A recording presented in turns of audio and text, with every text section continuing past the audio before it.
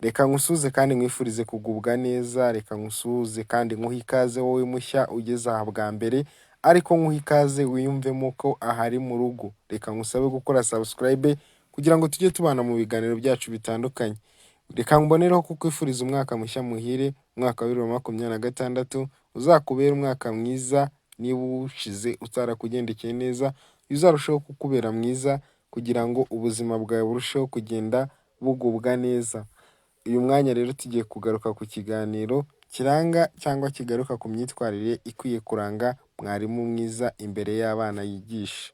Niba uri umwarimu kuri iki kiganiro kugeza kirangiye, ni ikiganiro kigufi, ikiganiro kitarambiranye, kugira ngo urusheho gutangira igihembwe cya kabiri cy'umwaka w'amashuri 2025-2026 ufite impamba ihamye ugiye guha abanyeshuri. Njye mugiye kubana muri iki kiganiro ni Joshua nk'ibisanzwe. Ikaze. Umwarimu mwiza amenya uko atwara abana be, akamenya uko akwiriye kuzabaho mu gihe kizaza, ndetse akamenya n'uko abarera bazabaho. Umwarimu mwiza aba azi gutanga ubumenyi bw'ingenzi cyane. Umwarimu mwiza ntabwo yifuza ikibi ku banyeshuri be cyangwa abandi yigisha. Muri iyi nkuru urabonamo utuntu tw'ingenzi mwarimu akoresha cyane cyane iyo ari imbere y'abanyeshuri.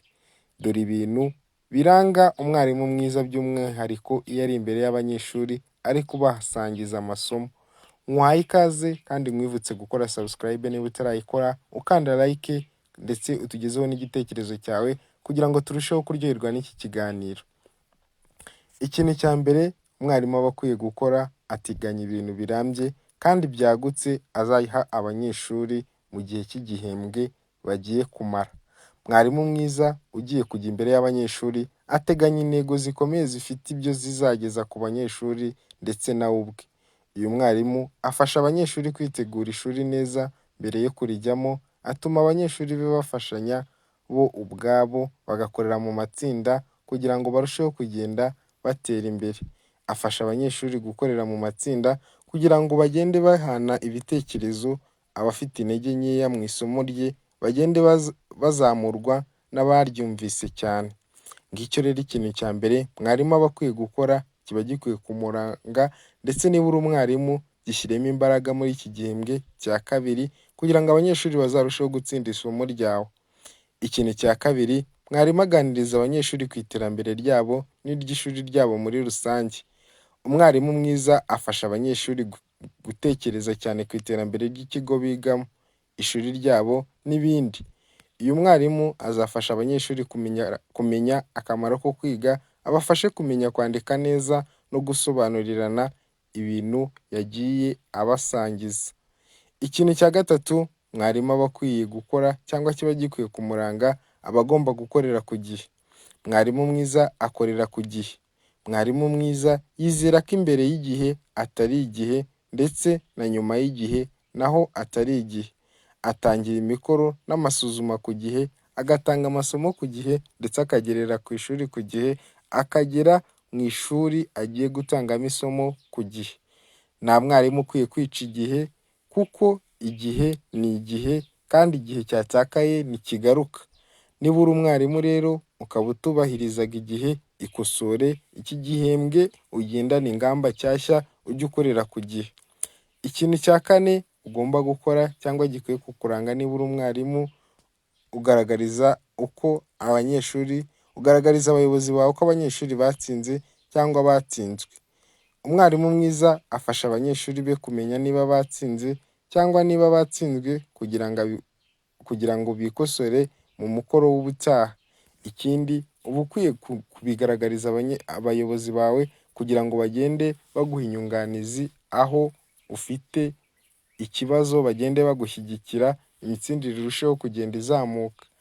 Niba abanyeshuri bakoze imikoro, bakosore, ubereke amanota yabo, nabo barusheho kugenda bikosora, nabo ureba aho bafite intege nke ugenda ubashyigikira.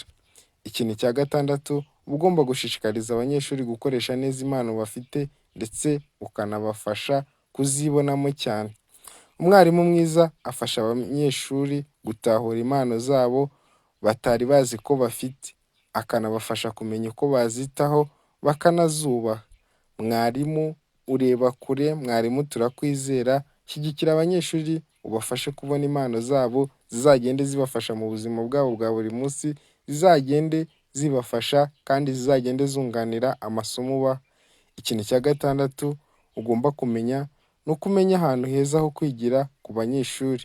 Birashoboka ko abanyeshuri bananiwe cyangwa izuba ryabaye ryinshi cyangwa imvura yaguye, mwarimu mwiza amenya gutandukanya ikirere no kumenya ahantu heza isomo rye araritangira ku bw'inyungu z'abanyeshuri yigisha. Umwarimu mwiza amenya uko amasomo yagenze, akamenya aho azakosora. Mwarimu mwiza aba agomba kugenda abana n'abanyeshuri, abashyigikira, yumva ibyifuzo byabo, akamenya aho bigira ndetse akagenda akora ibishoboka byose kugira ngo mwarimu arusheho kugenda ateza imbere isomo rye. Mwarimu n'umunyeshuri nibo baba bagize ishuri ndetse nibo bakenewe kugira ngo uburezi bube bwiza cyane. Reka ngushimire wowe wabanye natwe muri iki kiganiro kuva gitangiye kugeza kirangiye, uri uw'ingenzi.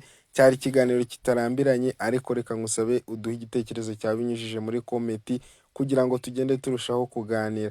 Mwifurije akazi keza muri iki gihembwe cya kabiri cy'umwaka w'amashuri 2025-2026. Imana izagushyiremo ubushobozi bwo kwigisha abanyeshuri bige, bafate kandi batsinde. Gubwa neza, duhurire mu biganiro byacu, ibiganiro biba byigisha bitambuka ahantu bindi bikurikira. Wakoze kubana natwe, Imana iguhe umugisha.